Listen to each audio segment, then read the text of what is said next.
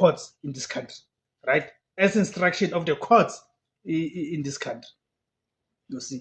So then let's look at the key players and their reported relationships, right?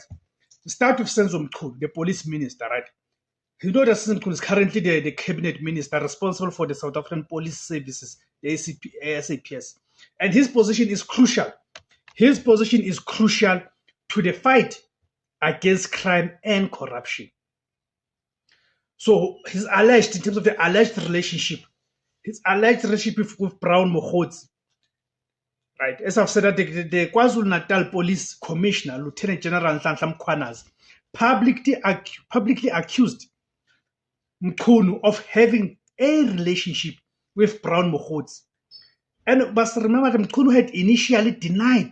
Do you guys still remember that in Parliament, Mchunu had initially denied